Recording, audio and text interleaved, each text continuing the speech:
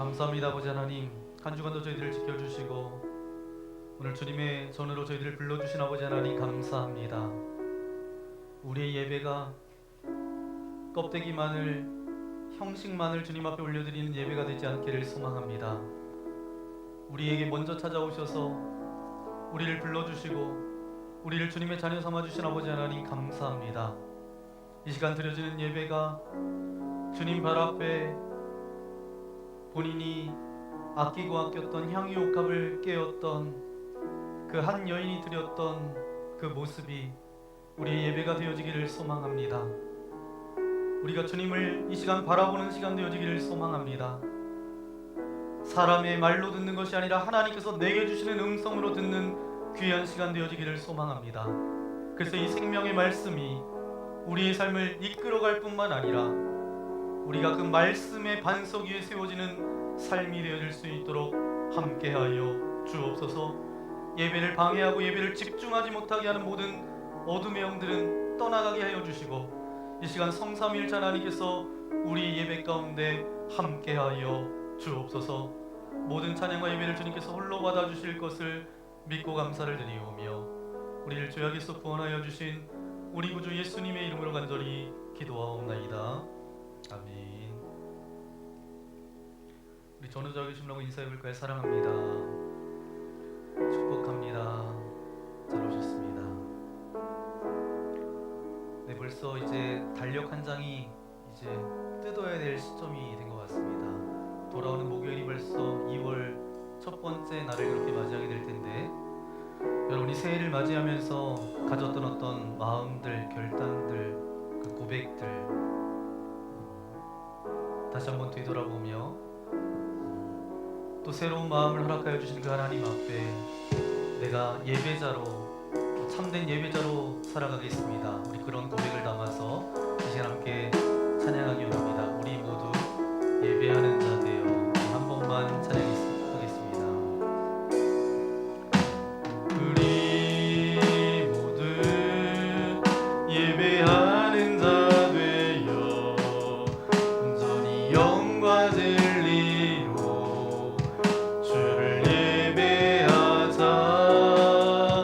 주가 우리와 함께 영원히 함께 하시고 마르지 않는 샘물로 우릴 채우시리라.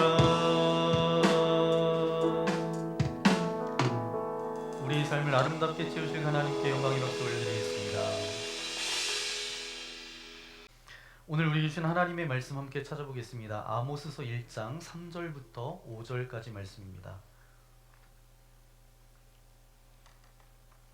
아모스서 1장 3절, 4절, 5절 3절밖에 되지 않기 때문에 우리 한 목소리로 함께 읽도록 하겠습니다.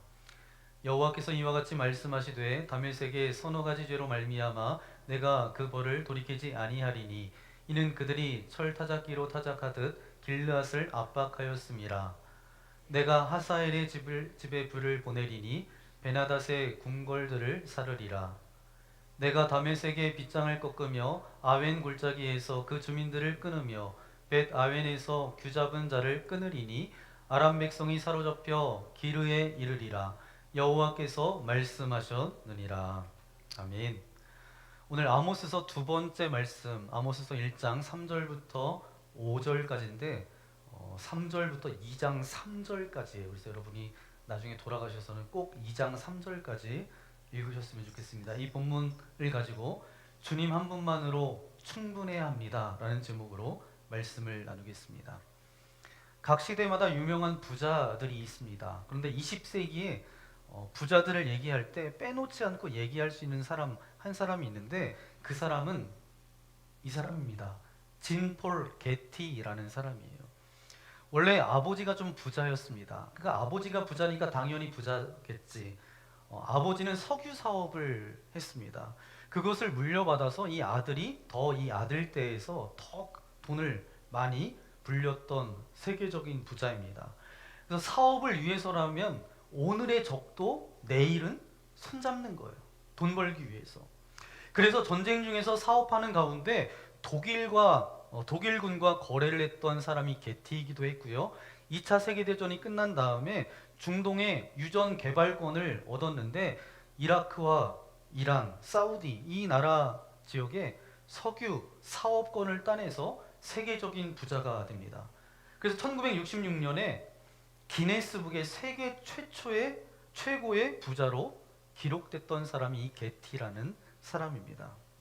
그러니까 얼마나 부자인지 아시겠죠? 기네스북에 기록됐다니까. 그런데 이 진폴 게티에게 1973년에 이런 일이 일어납니다. 어떤 일이 일어났어요.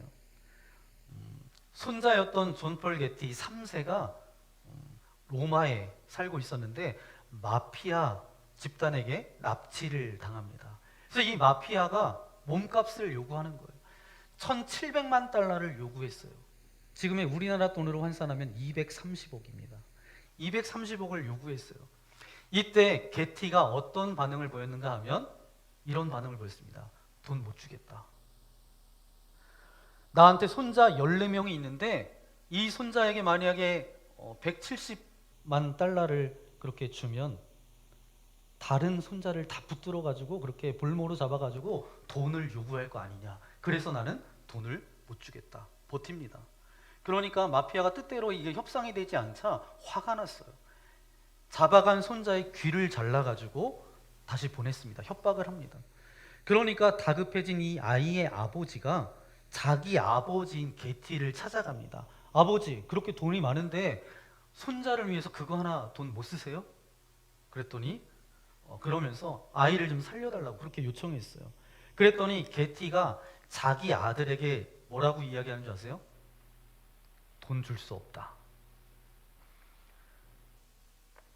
그래서 네 아들을 살리고 싶으면 내가 돈을 빌려줄 테니까 나한테 돈을 빌려서 그렇게 갚아라. 다 못 빌려준다. 당시 세금 공제 한도였던 게 220만 달러예요. 그것만 빌려줄 테니까 연이율 4%로 네. 서약하고 공증 안 하면 못 빌려준다. 이렇게 이야기했어요. 이 게티가 너무 막 나가니까 이제 이 볼모로 잡아갔던 이 사람들도 저게 인간이냐 막 그러면서 마피아도 두 손을 들었어요. 1,700만 달러를 요구했는데 300만 달러를 받고 손자를 풀어주게 됩니다. 납치범의 소나기에서 잡혀 있었던 이 손자 게티 3세는 잘린 귀를 재건하는 수술을 받고 심리치료를 받게 됐습니다. 그런데 잡혀있는 동안 얼마나 그 고문과 트라우마가 있었는지 이 마약과 알코올 중독에 빠져서 나중에 시력과 목소리도 잃게 됐어요. 장애를 안고 일생을 고통 가운데 살아가다가 54세 젊은 나이에 죽게 됐어요. 여러분, 세계적인 엄청난 부자가 된 게티이지만 그를 바라봤던 사람들은 게티를 바라보면서 어떻게 바라보냐 하면 가족보다 뭘 더 사랑한 사람? 돈을 더 중요하게 여겼던 사람으로 불려졌고 그 사람이 진정한 부자로 존경받는 부자로 그렇게 아무도 평가해 주지는 않았다는 거예요. 제가 왜 이 말씀을 초반에 드리냐 하면 상황은 좀 다를 수 있습니다. 이제 1월의 달력을 넘기고 찢는 이 시점에 여러분이 새해를 맞이하면서 꿈도 있었고 어떤 약속도 목표도 계획도 그렇게 있었는데 혹시나 우리가 내가 추구하는 인생을 살고 싶고 내 목표를 이루고 싶은 것 때문에 정말 중요한 것을 놓치고 있지는 않았는가? 여러분에게 진짜 중요한 게 뭐예요? 지금 내 인생 가운데 정말 중요한 것 한 가지만 이야기하라고 한다면 여러분 어떤 것을 이야기하실 거예요? 저는 중요한 것을 알아야 되고 중요한 것을 붙잡아야 된다라고 분명히 믿습니다. 그러면 예수 그리스도를 믿는 저와 여러분에게 제일 중요한 것은 뭘까요? 여러분, 우리가 이 세상을 떠나서 천국에 갈 때 가지고 갈 수 있는 것이 무엇이 있을까요? 빈손으로 왔으니까, 빈 몸으로 왔으니까 나중에 빈 몸뚱아리로 가는 거 아니겠어요? 이렇게 말씀하시겠죠. 제가 이렇게 생각해 보니까 가지고 갈 수 있는 것 두 가지가 있을 것 같아요. 첫 번째, 한 가지는 예수님과 동행하면서 예수님을 닮아간 성품, 이건 하나 가져갈 수 있을 것 같아요. 또 하나 가져갈 수 있는 거, 나와 알고 지냈던 사람과의 그런 사랑의 섬김들, 사랑의 관계, 이거는 가지고 갈 수 있지 않을까. 여러분, 혹시 요즘 너무 바빠서 진짜 중요한 것을 놓치고 있지는 않습니까? 오늘 이 시간 여러분의 삶을 다시 한번 되돌아보는 시간 되어지기를 소망합니다. 그래서 오늘 이제 아모스서 말씀을 두 번째 말씀을 나누는데, 오늘도 목사님이 그냥 설교하시는구나 이렇게 생각하지 말고, 하나님께서 나에게 지금 말을 걸어오시는구나 그렇게 생각하시면서 오늘 이 말씀 앞에 나아가는 저와 여러분 되어지기를 소망합니다. 우리가 살아가면서 여러 가지 이제 영향을 받는데, 영향받는 세계를 나눌 때 여러 가지로 나눌 수 있어요. 몇 가지로 나누는데, 우리의 눈에 보이는 물리적인 법칙이 있는 자연계가 있습니다. 자연계. 우리 눈에 보이는 세계. 그게 자연계예요. 그러면 인간의 정신과 지식과 감정들이 담겨져 있는 것은 무슨 세계라 그래요? 정신세계라고 하잖아요. 정신세계. 그런데 이제 자연계도 있고 정신세계도 있습니다. 그런데 우리 그리스도인들에게는 이 둘뿐만 아니라 또 하나의 세계가 있어요. 어떤 세계가 있죠? 영적 세계가 있습니다. 여러분, 신앙은 우리 모든 세계를 다 포함합니다. 하지만 신앙의 주된 관심은 어디예요? 영적 세계예요. 그래서 신앙인인 우리는 다른 어떤 것보다 영적 세계에 대해서 민감할 줄 알아야 돼요. 무지해서도 안 되고 무시해서도 안 됩니다. 여러분, 그래서 우리에게는 말씀이 중요한 거예요. 이 말씀은 우리의 삶의 모든 부분, 자연계라든지 정신세계라든지 영적 세계에 대해서 알려주는 것이 바로 뭐예요? 말씀입니다. 자, 그런데 재미있는 것이 있습니다. 하나님께서 다 만드셔서 그런지 자연세계에 어떤 적용되는 원리와 법칙이 있는 것처럼 영적 세계에서도 이런 원리와 법칙이 적용된다라는 거예요. 그 중에 우리에게 중요한 깨달음을 주는 것이 뭐냐 하면 삼투압 현상이에요. 삼투압 현상. 삼투압, 여러분 뭔지 아세요? 네, 삼투압. 이것은 농도가 다른 두 액체가 있는데 그 액체 두 사이에 반투막이 있어요. 반투막은 뭐냐 하면 반만 통과되는 막이 있습니다. 그래서 농도가 낮은 액체가 이제 농도가 높은 쪽으로 이제 용질은 움직이지 않지만 용매가 반투막을 통해서 움직인다. 이게 삼투 현상이에요. 아시겠나요? 네, 뭔 얘기를 하나 지금 네, 예전에 배운 것 같지도 않은데 얘기를 들어서 여러분이 그렇게 쉽지 않은데 이런 이야기입니다. 쉽게 이야기하면 설탕 덩어리가 여기 있어요. 다른 것은 통과가 안 되는데 물은 통과가 되잖아요. 좀 어렵지만 삼투압이 우리 주변에 굉장히 많습니다. 쉽게 예를 들자면 배추가 있어요. 소금에 절였어요. 그럼 배추에서 뭐가 나와요? 수분이 빠져나오잖아요. 배추는 없어졌나요? 그대로 있어요. 그런데 배추에서 수분이 나와요. 나올 때 우리는 그냥 나오는 것 같지만 뭔가 압력이 가해져서 나오는데 그게 바로 삼투압이에요. 이제 이해되시죠? 네, 배추는 다 아시잖아요. 네. 그러면 우리 첫 번째 함께 고백해 볼까요? 시작. 영적인 세계에도 삼투압 현상이 있습니다. 아멘. 영적 세계에도 이 똑같은 원리가 적용된다라는 거예요. 죄와 악한 영적인 환경에 어떤 영혼이 툭 던져지게 되면 자신은 아무것도 하지 않아도 일부러 받아들이려고 하지 않아도 내 의사와 상관없이 죄와 악한 것들이 내 안에 밀고 들어온다라는 거예요. 이것이 일종의 영적인 삼투 현상입니다. 그렇기 때문에 이 세상을 살아가고 있는 우리에게는 영적인 삼투압 현상은 가장 실제적인 중요한 문제 중의 문제입니다. 왜요? 우리가 살아가는 세대는 어때요? 이 시대 정신과 문화에서 살다 보니까 우리에게 가장 힘든 문제는 뭐예요? 그 가운데서 믿음을 지키고 살아가는 것이 굉장히 어렵다는 거예요. 오늘 저와 여러분 읽었던 본문 이 아모스서를 보니까 아모스 선지자가 활동했던 시대는 언제예요? 경제적으로 이것을 바라보면 그때 이스라엘은 굉장히 풍요로웠던 시대였습니다. 그러면 그때 왕은 어때요? 오늘 관점으로 생각해 보면 요즘 뭐 전부 다 경제 문제를 가지고 정치를 판단하잖아요. 그러면 경제적으로 굉장히 풍성했을 때면 그 왕은 어떤 왕이었어요? 훌륭했겠죠. 굉장히 자랑스러운 왕이었을 거예요. 그런데 성경은 그 한 가지 관점으로 말씀하지 않습니다. 경제적인 풍요로움이 불의한 세상을 만들어내고 있는 거예요. 왜냐하면 오히려 부유한 사람들은 어떤 삶을 살아가요? 지나칠 정도로 호사를 누리는 삶을 삽니다. 그 호사를 누리는 이면에 보니까 어떤 사람들이 존재해요? 가난한 사람들, 너무나 많은 시련과 어려움을 겪고 있는 사람들이 있다라는 거죠. 그 때문에 그 시대에 예언자가 등장할 수밖에 없었습니다. 이 아모스를 통해서 하나님은 이스라엘 백성들에게 강력한 심판의 메시지를 말씀하고 계신 거예요.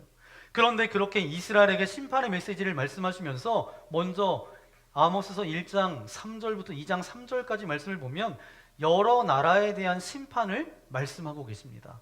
그 나라들이 어떤 나라인가 보면 지도를 보시면 이제 오른쪽 꼭대기에 보니까 다메섹도 있습니다. 아람이라고 하고요. 두 번째 왼쪽에 맨 밑에를 가보면 가사 지역인데 거기는 블레셋입니다. 그리고 세 번째는 두로, 그리고 네 번째는 에돔, 다섯 번째는 암몬, 그리고 여섯 번째가 모압이에요. 다 뭐냐? 북이스라엘을 중심으로 그 주변에 있었던 민족, 나라들이었어요. 그런데 이렇게 이웃 나라들의 심판의 이야기를 한다라고 해서 이웃 나라들의 죄가 가장 큰 것이 아니라 제일 많이 야단 맞아야 될 사람, 야단 맞아야 될 녀석은 어디 있냐면 그 가운데 있는 거예요. 북이스라엘. 이스라엘의 죄가 얼마나 큰지 그것을 아주 강하게 이야기하기 위해서 그냥 잠시 남겨두고 다른 나라로부터 이렇게 죄를 지적하는 구조로 아모스서가 기록되어져 있습니다. 타민족 또한 죄가 없는 게 아니에요. 타민족에 대한 심판과 이스라엘에 대한 심판이 연결되어 있습니다. 그러나 여러분, 모든 심판은 심판 자체가 목적이 아니에요. 무엇을 하기 위한 거죠? 여러분이 이제 자녀가 말을 안 들어요. 그럼 일로 와. 막대기 가지고. 몇 대 맞을래? 그럼 부모님이 이제 이쪽 팔의 근육을 늘리기 위해서 이제 애를 때리진 않잖아요. 왜냐하면 아이가 잘못해서 좀 제대로 좀 살기를 원해서 매를 들 때가 있어요. 마찬가지입니다. 이 심판의 메시지가 그 예언 자체가 심판하기 위한 그 목적이 아니에요. 그 목적은 뭐예요? 구원의 길로 저들을 인도하기 위함입니다. 여러분, 예언자들의 예언이 그대로 이루어지는 것이 성공일까요? 아니면 그 예언이 이루어지지 않는 것이 성공일까요? 생각해 보세요. 예언자들이 나오잖아요. 예언의 말씀을 선포해요. 내가 예고한 대로 이렇게 될 거야 하는 말이 그대로 이루어지면 우리가 성공처럼 생각하지만 그 예언의 목적이 뭐라고요? 심판이 아니라 뭐라고요? 구원이라고요. 심판 자체에 있는 것이 아니라 심판받을 수밖에 없었던 이들에게 예언자를 통해서 예언의 말씀이 선포돼요. 그러면 그 말씀을 듣고 그들이 회개하고 하나님이 구원하시는 그 길로 돌아온다. 그러면 그 예언이 성공한 거겠죠. 먼저 아모스 선지자를 통해서 하나님께서는 이스라엘에게 심판의 메시지를 말씀하시면서 이스라엘에 대해서 말씀하시지 않고 1장 3절부터 2장 3절까지 보니까 이스라엘 백성들을 둘러싸고 있었던 여러 나라들에 대해서 심판의 메시지를 먼저 이야기합니다. 이렇게 말씀하시는 하나님의 의도가 뭐예요? 이스라엘 백성들 안에 자기도 모르는 사이에 흡수된 그 주변으로부터 흡수된 어떤 죄악들을 깨닫게 하기 위함이라는 거예요. 영적 삼투 현상, 그것을 이야기하고 싶어서 하나님께서 이렇게 말씀하신 것입니다. 사랑하는 여러분, 우리가 이 땅을 살아가면서 세상 문화 가운데 살아갈 수밖에 없어요. 세상의 사상과 논리 가운데 매일 그것을 접하면서 살아갈 수밖에 없습니다. 우리가 영적 삼투압에 대해서 정확히 깨닫지 않으면, 제대로 알지 못하면 우리도 모르는 사이에 어떻게 돼요? 죄에 물들게 돼요. 그 죄가 우리 안에 스며들게 돼요. 그러면 하나님께서 그것을 가슴 아파하시면서 심판의 메시지를 선포하실 수밖에 없었던 이스라엘처럼 저와 여러분을 바라보면서 하나님께서 마음 아파하실 수도 있다라는 것입니다. 이게 문제예요. 그래서 이 부분을 우리가 좀 더 생각해야 된다라는 것입니다. 그럼 두 번째 우리 함께 고백해 볼까요? 시작. 죄의 뿌리는 하나님을 두려워하지 않는 마음입니다. 하나님을 두려워하지 않는 마음의 그 뿌리가 있다는 거예요. 죄의 뿌리가. 우리 3절 말씀 함께 읽겠습니다. 시작. 여호와께서 이와 같이 말씀하시되 다메섹의 서너 가지 죄로 말미암아 내가 그거를 돌이키지 아니하리니 이는 그들이 철 타작기로 타작하듯 길르앗을 압박하였음이라. 아멘. 여기서 말하는 서너 가지의 죄는 뭘까요? 숫자를 정확하게 얘기하지 않고 있습니다. 이것은 무엇을 이야기하냐면 죄가 그만큼 계속해서 확장돼 나간다라는 거예요. 그래서 이렇게 표현한 겁니다. 뭐 세 가지 내지 네 가지 뭐 이런 얘기가 아니에요. 죄가 점점 더 확대되어 가는 것을 서너 가지 죄로 말미암아 이렇게 표현하고 있는 거예요. 그리고 재미있는 것이 뭐냐 하면 반복되어지는 단어가 있습니다. 벌을 돌이키지 아니하리니. 벌을 돌이키지 아니하리니. 이게 3절에만 나오는 게 아닙니다. 6절에도 나오고 9절에도 나오고 11절에도 나오고 13절에도 나오고 2장 1절과 4절과 6절에 그렇게 반복되어져서 나옵니다. 이 반복되어져서 나오는 이유가 뭐예요? 그러니까 하나님이 얼마나 지금 그 시대에 대해서 분노하고 있는지를 그대로 보여주고 있는 거예요. 자, 그렇다면 구체적으로 이스라엘을 애워싼 그 민족들, 그 나라들의 죄악은 구체적으로 어떤 죄들을 가지고 있었는가? 이것을 살펴보면 두 가지입니다. 이 6나라가 가지고 있었던 것은 결국 두 가지 죄 때문이에요. 첫 번째는 뭐냐 하면 힘의 횡포였어요. 힘을 가졌다라고 무자비하고 무절제하게 사용했던 그 모습이 저들 가운데 있었습니다. 그 주변에 다메섹에 대해서 말씀하고 있는데 3절 말씀에 보니까 이는 그들이 철 타작기로 타작하듯 길르앗을 압박하였습니다. 그 힘을 가지고 압박했다는 거예요. 에돔에 대해서는 11절에 말씀하고 있습니다. 이는 그가 칼로 그의 형제를 쫓아가며 긍휼을 버리고 항상 맹렬히 화를 내며 분을 끝없이 품었음이라. 그리고 암몬에 대해서도 말씀하고 있는데 13절입니다. 이는 그들이 자기 지경을 넓히고자 하여 길르앗의 아이벤 여인의 배를 갈랐음이니라. 이 얼마나 끔찍한 일이에요.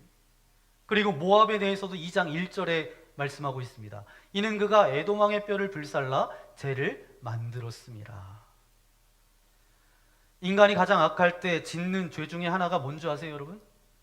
힘이 있다고 그 힘을 가지고 무절제하게 그것을 남용하고 횡포할 때, 그때 가장 악하다는 거예요. 그 모습을 보여주는 거예요. 그 정서와 그 마음, 이것이 그 주변에 있었던 민족들의 죄악이다. 또 하나는 뭐냐? 두 번째, 이익을 위해서 수단 방법을 안 가리고 나아가는 모습입니다. 성경의 표현에 보니까 이 블레셋에 대해서 말씀하고 있는데 6절입니다. 이는 그들이 모든 사로잡은 자를 끌어 에돔에 넘겼습니다. 그리고 9절 말씀해 보니까 두로에 대해서도 말씀하고 있는데 이는 그들이 그 형제의 계약을 기억하지 아니하고 모든 사로잡은 자를 에돔에 넘겼습니다. 특별히 이 블레셋과 두로를 이야기한 까닭이 있어요. 이 블레셋과 두로는 그 당시 그 지역에서 중개 무역을 했던 민족들입니다. 그런데 경제적인 이익을 위해서 어떻게 했다는 거예요? 형제고 뭐고 다 필요 없어요. 다 사로잡아서 뭐 했다는 거예요? 노예로 팔았다. 돈이 된다고 하면 안 할 짓이 없었다라는 거예요. 모든 짓을 다 했다라는 거예요. 이익을 위해서 수단과 방법을 가리지 않고 규칙이고 예의이고 정의고 다 팽겨치는 그런 모습들, 이것에 하나님이 도저히 참을 수 없었던 또 하나의 그들의 죄의 모습이었다라는 것입니다. 여러분, 저와 여러분이 지금 처해져 있는 이런 살아가는 세상과 어때요? 지금 이 아모스 시대의 이 상황이 똑같지는 않을 거예요. 그런데 본질은 같아요. 세상은 달라지지 않았어요. 여전히 지금도 마찬가지입니다. 이 세상이 미쳐가고 있는 것을 보면 어때요? 힘 때문이에요. 돈 때문이에요. 이익 때문이에요. 힘을 위해서, 그리고 쾌락을 위해서. 이 세상이 돌아가고 있는 정서를 보면 이때나 지금이나 별로 달라진 것이 있어요, 없어요? 없다는 거예요. 그 말입니다. 그런데 이런 힘의 남용과 수단 방법을 가리지 않고 이익을 추구하는 행동을 들어가다 보면 그 근저에 뭐가 있는가? 진짜 문제는 그 밑바닥에 깔려있는 것이 문제인데 그 깔려있는 것은 세 가지입니다. 첫 번째, 욕망이 깔려있어요. 절제되지 않는 욕망. 절제되지 않는 욕망을 탐심이라고 그러죠. 탐심이 있고요. 두 번째 뭐가 깔려있냐? 이기심입니다. 나를 위해서라면 남들은 전혀 상관없다는 거예요. 세상이 나만을 위해서 존재한다, 이렇게 여기고 살아가는 사람이죠. 세 번째는 뭐냐? 교만입니다.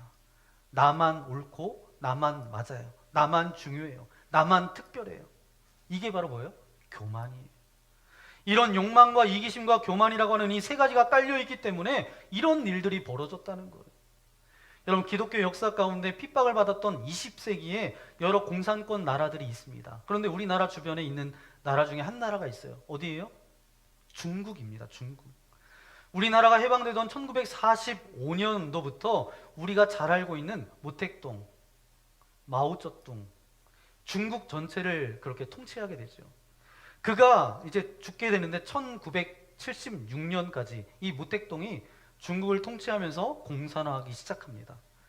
기독교의 위기가 시작된 것도 바로 이때예요. 1948년 정도부터 이제 있었는데 이제 목회자들을 잡아서 감옥에 가두기도 하고, 초창기에는 어떤 일들이 벌어졌냐 하면 예수 믿는 사람들을 잡아다가 십자가 처형을 시키기까지 했던 역사적인 기록이 중국에 남아 있습니다.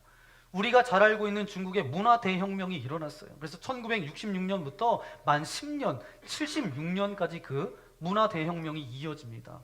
그 당시 기록을 보니까 모택동의 아내였던 그 사람이 아주 자랑스럽게 이것에 대해서 이야기합니다. 중국 안의 기독교는 박물관의 한 역사관 속에 이제 갇혀버렸다.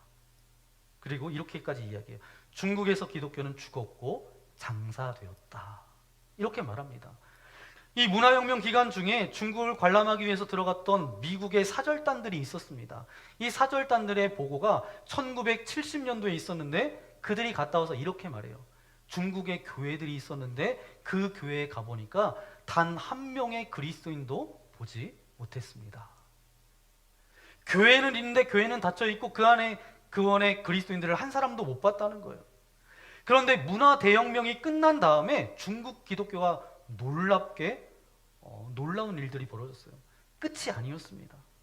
그들이 다 흩어져서 가정교회에 흩어져서 숨어서 신앙을 지키면서 문화 대혁명이 끝났을 때는 기독교 인구가 문화 대혁명이 시작할 때보다 훨씬 더 많은 부흥을 이루었다는 것입니다. 하나님의 영광과 손길이 중국을 떠나지 않았다는 거예요. 여러분, 모택동을 들여다보면 결국 그는 욕망과 이기심과 교만 때문에 이런 일들이 벌어진 거예요. 여러분, 현대에서 벌어지는 가장 끔찍한 사건들을 보세요. 뉴스를 들을 때 여러 가지 사건 사고가 우리가 듣게 되는데 그 가운데 그 사건 사고를 보면 그 저변에 깔려 있는 게 뭐예요? 욕망과 이기심과 교만 때문에 벌어진 그런 사건들이에요. 이런 것들이 저와 여러분이 살아가는 이 사회의 아픔입니다. 여러분, 이것이 죄악이에요. 이게 문제예요. 그런데 바로 이런 욕망과 이기심과 교만함을 가지고 행하는 그들의 이야기에 더 들어가다 보면 그 밑바닥에 진짜 죄의 뿌리가 발견할 수 있는데 그게 바로 뭐냐? 그건 바로 자기들이 하나님이 되겠다고 하는, 하나님을 인정하기 싫은 거예요. 하나님을 무시하는 거예요. 하나님을 향해 반항하는 것입니다. 하나님을 인정하고 하나님을 두려워한다면, 하나님이 불꽃 같은 눈동자로 바라보고 계신다라고 한다면 아무리 내게 힘이 주어졌어도 어떻게 함부로 자기 멋대로 힘을 사용할 수 있겠어요? 그 말이에요. 아무리 방법이 보여도 수단과 방법을 안 가리고 어떻게 그렇게 이익을 추구할 수 있느냐? 그 말입니다. 하나님을 업신여기고 무시하기 때문에 그런 일들이 나타난다는 거예요. 하나님을 향한 반항이죠. 지금 이 세상이 미쳐 돌아가고 있는 가장 근본적인 이유가 바로 뭐예요? 하나님을 두려워하지 않기 때문입니다. 그런 세상이라는 거예요. 그러면 이런 세상 가운데 우리가 어떻게 살아가야 할까? 마지막 세 번째 우리 함께 고백하겠습니다. 시작. 예수님으로 충만해야 죄의 영향을 이길 수 있습니다. 아멘. 이렇게 더럽고 추악한 이 오염된 이 땅 가운데 우리가 살아가야 되는데 어떻게 영향을 받지 않고 살아갈 수 있을까? 내 안에 충만히 채우면 된다는 거예요. 그러면 밖에 있는 것이 도무지 뚫고 들어올 수 없는 상태가 되겠죠. 그게 방법입니다. 무조건 세상을 거부하고 내가 그 영향을 받지 않겠습니다 한다고 안 받아요? 세상을 이길 방법은 없다는 거예요. 삶의 장소를 그냥 사막으로 어떤 수도원으로 옮기고 광야에 가서 살아도 그 내면이 허전하면 어때요? 장소에 상관없이 세상의 영향을 받으며 살아가게 돼 있어요. 마음이 세상을 갈망하고 있다면 어느 곳이라든 영적 삼투압은 절대로 막을 수 없다는 거예요. 내면을 꽉 채워야 되는 거예요. 우리의 마음을 채워야 되는 거예요. 우리의 내면에 꽉 찬 것이 있어야 된다는 것입니다. 그때 세상이 들어올래야 들어올 수 없게 된다는 것입니다. 우리가 세상을 살아가면서 조심해야 될 것이 있습니다. 세상적으로 성공하는 것을 자기 믿음이 좋다는 것으로 100% 연결시키려는 어리석음에 빠지면 안 된다는 거예요. 하나님께서 형통하게 하실 때가 있어요. 없는 게 아닙니다. 그러나 내 모든 형통이 내가 신앙이 좋다는 증거와 열매로 연결시키는 이 인간의 욕망, 어쩌면 우리는 하나님을 믿는 믿음과 세상적인 성공과 형통함이 반드시 같이 있어야 된다라고 하는 어떤 잘못된 신앙을 가지고 신앙의 길을 걸어가고 있지 않은지 우리가 한번 살펴봐야 돼요. 반대로 고난이 오면 또 어떻게 생각해요? 나는 영적으로 패배자다. 죄 때문에 오는 고난은 반드시 우리가 하나님 앞에 우리의 죄를 토설해야 돼요. 회개해야 돼요. 하지만 우리를 훈련시키고 성장시키기 위해서 하나님께서는 때로는 우리에게 뭐도 허락하세요? 고난도 허락하세요. 예수님은 최고의 고통을 당하신 분이십니다. 축복과 형통만을 구하는 신앙은 반드시 흔들리게 되어져 있어요. 저도 지금 이제 목회한 지 만 20년을 그렇게 보내고 있습니다. 그럼 여러분이 목사님이 나이가 어떻게 됐는지 뭐 그만큼 됐습니다. 그런데 한 만 15년 전쯤인 것 같아요. 여러분 처음 목회하면서 여러분도 마찬가지 어떤 일을 새롭게 시작할 때 어떤 마음을 가지세요? 잘해야 되겠다. 최선을 다해야 되겠다. 성실해야 되겠다. 저도 마찬가지입니다. 세상적으로 이야기하면 성공하고 싶었어요. 목회 정말 잘한다라는 이야기를 많은 사람들로부터 듣고 싶었어요. 그래서 하나님께 능력을 달라고 축복해 달라고 새벽마다 주여 주여 나와 함께 해달라고, 내가 성공한 목회자로 그렇게 살기를 원한다고 열정적으로 기도한 적이 있습니다. 그런데 어느 날 새벽에 3시에 갑자기 눈이 떠졌는데 눈이 말똥말똥한 거예요. 여러분도 그럴 때 있으시죠? 그럴 때는 그냥 기도하라고 하나님이 깨워주신 거예요. 그래서 저도 이렇게 이제 베개에 머리만 닿으면 거의 그냥 잡니다. 금방 1분 안에 자는 것 같아요. 그리고 이제 알람 소리가 났을 때 그걸 듣고 일어납니다. 중간에 깨는 일이 거의 없어요. 그런데 그 새벽에 주님이 저를 깨워주시는 거예요. 그러면서 주님이 저에게 이런 음성으로 말씀하시는 거예요. 능력을 구하지 마라. 목회할 때 설교하든 신방하든 주님의 마음을 구해라. 사람에게 보이려는 목회하지 말아라. 마음을 가지고 목회해라. 지금도 그 새벽이 잊혀지지가 않습니다. 그때부터 제가 어떻게 기도했을까요? 주님의 마음을 달라고. 제가 주님의 마음을 가지고 목회하겠습니다. 제 기도가 바뀌었어요. 저와 여러분 모두도 마찬가지입니다. 예수님으로 충만해야 돼요. 여러분 세상의 그 이기심 그 어떤 것보다 강력하게 정말 나를 지킬 수 있는 것이 있는데 그것은 바로 뭐예요? 십자가의 그 사랑밖에 없다는 거예요. 예수님의 심장을 내가 갖는 것, 그것밖에 없어요. 이것으로 가득 차야 됩니다. 그러면 세상을 살아가도 세상을 향해서 기도하게 되고 그것을 향해서 애통하게 되고 가슴을 아파하고 그 영향력이 내 안에 밀고 들어오지 못한 그런 모습으로 우리가 나아갈 수 있다는 거예요. 사랑하는 여러분, 여러분의 마음의 보물이 무엇입니까? 여러분 마음의 보물이 돈이 되면 죄의 영향력을 이길 수 없어요. 힘들어집니다. 뿐만 아니라 여러분 마음에 우상이 생기면 구약 성경에 보니까 하나님께서 늘 가르쳐 주셨던 게 뭐예요? 하나님을 믿는 신앙과 다른 것이 섞이는 혼합주의, 이걸 굉장히 싫어하셨어요.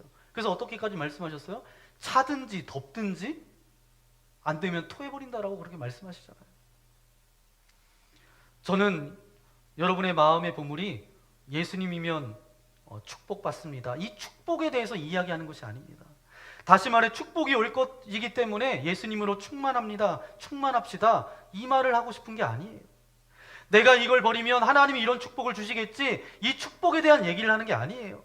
어떤 결과가 올 것을 계산하기 때문에 내가 순종의 길을 택하자, 뭐 이 말 하는 게 아닙니다. 하나님이 기뻐하시는 것이 무엇인지 알면 결과와 관계없이 깨끗하게 순종하고 따라갈 수 있다는 거예요. 왜냐하면 순종이라고 하는 것 자체가 바로 뭐예요? 이기심을 목적으로 하지 않기 때문이죠. 순종은 어디에서 비롯돼요? 사랑에서부터 나와요. 이기심을 추구하면 우리의 순종은 반드시 혼탁해집니다. 여러분의 마음의 보물이 예수님으로 충만하고 주님 곁에 머무는 복이 있기를 소망합니다. 동시에 내 삶과 내 생각과 마음속에 자리 잡고 있는 혼합되어져 있는 잘못된 뒤엉킨 믿음을 하나님의 말씀의 검으로 정확하게 잘라서 도려내지는 은혜가 있기를 소망합니다. 여러분, 세상의 욕망보다 그 어떤 욕망보다 더 뜨겁고 벅찬 것이 바로 뭐예요? 거룩한 열정이에요. 예수 그리스도를 사랑하는 그 거룩한 열정이 이 가슴 속에 있을 때 여러분, 이 세상의 어떤 욕망도 결코 우리 안으로 침투하지 못한다는 거예요. 그게 진짜 중요한 것입니다. 사랑하는 여러분, 이 세상을 살아가지만 불가능하다고 쉽게 포기하지 마십시오. 가능하다는 소망으로 살아가십시오. 시궁창 같은 그 세상의 한복판에 있어도 결코 거기에서 오염되지 않고 그 안에서 아름다운 열매를 맺어서 올려드릴 수 있는 의의 병기로 살아가는 저와 여러분 되시기를 예수님의 이름으로 간절히 축원합니다. 우리는 죄 많은 세상 가운데 살아갈 수밖에 없어요. 그 가운데 우리를 뽑아서 불러주셨는데 우리가 그 땅 가운데 살아갈 때에 죄와 타협하지 않고 물들지 않고 살아갈 수 있는 길은 바로 뭐예요? 내가 예수님으로 충분합니다. 그 하나님의 은혜를 채우는 수밖에 없습니다. 날마다 하루하루가 주님 한 분만으로 충분합니다. 그렇게 고백하고 그 은혜로 채우고 그 말씀으로 채우고 나아갈 때에 어떤 세상 것이 들어오지 못하도록 그렇게 살아가는 믿음의 거장들이 되시기를 예수님의 이름으로 간절히 축원합니다. 함께 기도하겠습니다. 주님 감사합니다. 오늘도 주님 앞에 나와 주의 말씀을 들을 수 있도록 인도하신 아버지 하나님 감사합니다. 세상의 여러 가지를 왕으로 삼고 그것을 바라보며 살아갔을 뿐만 아니라 죄에 오염된 세상 가운데서 죄와 버타며 살아가지는 않았습니까? 하지만 주님께서 우리에게 말씀하여 주십니다. 주님 한 분만으로 충분합니다 고백할 때에 어떤 세상의 죄와 더럽고 추악한 것들이 우리를 뚫지 못하고 우리에게 들어오지 못하고 그렇게 우리가 그 거룩함을 지켜나갈 수 있음을 말씀을 통해서 우리에게 허락하여 주셨사오니 하나님, 우리가 우리의 모든 죄의 뿌리를 주님께서 거두어 주시고 예수 그리스도로 충만하여서 모든 죄악들을 이기고 승리할 수 있는 믿음의 거장으로 우리가 살아갈 수 있도록 나와 함께하여 주옵소서. 우리의 자녀들과 함께하여 주옵소서. 우리 가정도 우리 교회 모든 믿음의 성도님들과 함께하여 주옵소서. 오늘 말씀을 생각하면서 우리 주여 한번 부르고 함께 기도하겠습니다. 주여, 귀하신 주님 감사합니다. 이 아침에 주의 말씀을 들을 수 있도록 인도하신 아버지 하나님 감사합니다. 세상 가운데 살아갈 수밖에 없습니다. 하지만 그 세상 가운데 물들거나 세상과 타협하거나 아버지 하나님 세상을 버타며 살아가는 인생들 되지 않도록 우리와 함께하여 주옵소서. 그러기 위해서는 우리가 예수 그리스도 한 분만으로 충분합니다. 성령 충만하면 아버지 어떤 불순물들이 들어올 수가 없습니다. 아버지 하나님, 우리 안에 아버지 하나님 날마다 정직함과 거룩함으로 채워주시고 성령의 충만함으로 채워주시고 말씀을 붙들고 나아갈 수 있도록 인도하여 주셔서 죄의 영향력 아래 살아가지만 그 땅과 그곳에서 우리가 물들지 않고 죄와 버타지 않고 거룩함을 유지하며 주님의 자녀로 믿음의 거장으로 살아갈 수 있도록 우리와 함께하여 주옵소서. 그래서 우리가 날마다 이 고백이 주님 한 분만으로 충분합니다. 주님 한 분만으로 충분합니다. 나 무엇과도 주님을 바꾸지 않겠습니다. 그렇게 고백하며 나아갈 때에 날마다 아버지 하나님 그 은혜를 지키며 주님과 함께 살아갈 수 있는 거룩한 믿음의 자들 되어줄 수 있도록 함께하여 주옵소서. 이 모든 말씀 우리 구주 예수님의 이름으로 간절히 기도하옵나이다. 아멘. 오늘 말씀을 생각하면서 주님 한 분만으로 충분합니다. 이것을 바꾸어서 생각하면 나는 무엇과도 주님 바꾸지 않겠습니다. 주님이 내 인생의 최고입니다. 날마다 성령님 나에게 충만함으로 말씀으로 채워 주옵소서. 그래서 믿음의 거장으로 살아가겠습니다. 그런 고백을 담아 이 시간 함께 찬양하겠습니다.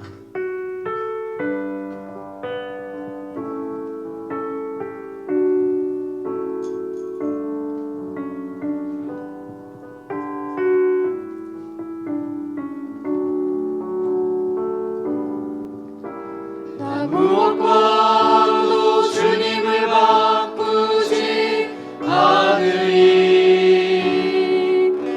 다른 어떤 은혜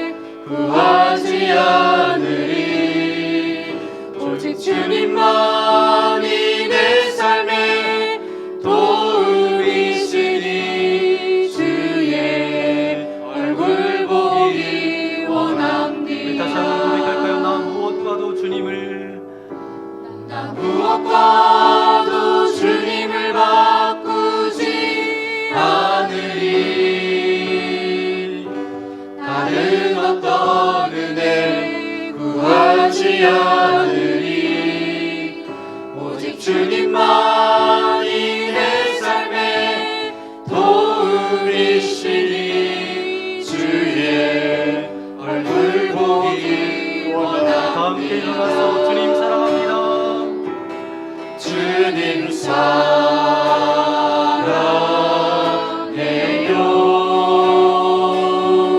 온 마음과 정성 다해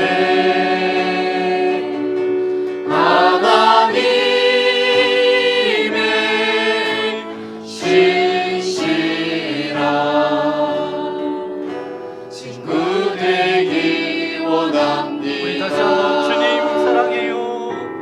주님 사랑해요.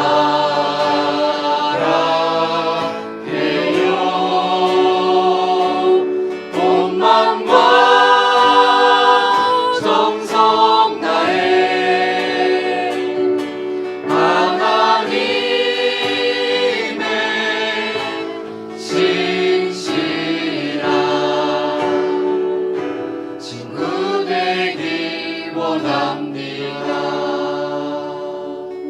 그렇습니다. 아버지 하나님, 주님 한 분만으로 충분합니다.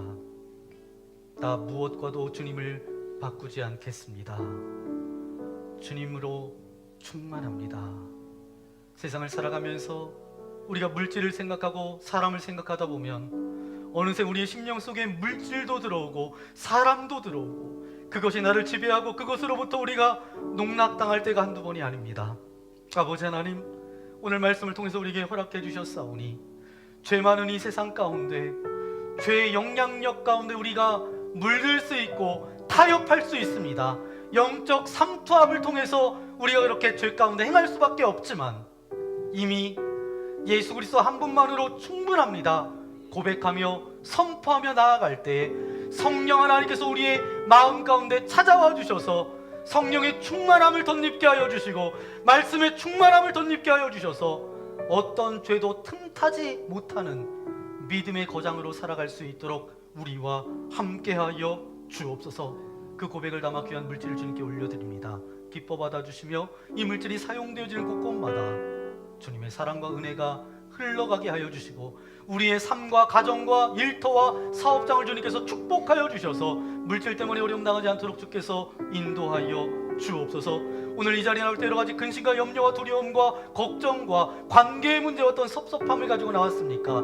육체의 질병과 안타까움을 가지고 섰습니까? 이 시간 주님의 능력의 손으로 안수하여 주실 때에 모든 질병은 떠나갈지어다, 모든 아픔은 사라질지어다, 무릇 지킬 만한 것 중에 너희 마음을 지키라고 말씀하셨사오니 우리의 마음 가운데 하늘의 평강이 임할지어다. 어떤 세상의 근심과 염려로 걱정하며 안타까운 시간들을 보내지 않도록 인도하여 주시고 샬롬 우리의 인생 가운데 찾아오셔서 평안을 선포하셨던 주님의 능력과 은혜가 우리의 삶 가운데 가득 넘쳐날 수 있도록 함께하여 주옵소서. 이제 1월의 마지막을 보냅니다. 우리의 주어지고 맡겨진 자리에서 최선을 다할 수 있도록 도와주시며 새롭게 펼쳐지는 2월 한 달도 주님 앞에 모든 것들을 맡깁니다. 1월보다 더 풍성한 주님의 은혜가 우리의 삶 가운데 넘쳐날 수 있도록 은혜 내리어 주옵소서. 이제는 이 땅 가운데 찾아오셔서 우리에게 영원한 생명과 소망을 허락하여 주신 예수 그리스도의 크신 은혜와 하나님 아버지의 넓으신 사랑하심과 성령 하나님의 위로교통 함께하여 주심이 말씀을 통해서 주님 한 분만으로 만족합니다. 그 무엇과도 주님을 바꾸지 않는 삶을 살아가겠습니다. 결단하며 나가는 주의 거룩한 자녀들 머리머리 위에 저들의 가정과 저들이 펼칠 모든 삶 위에 이제로부터 영원토록 함께하옵시기를 간절히 축원하옵나이다. 아멘.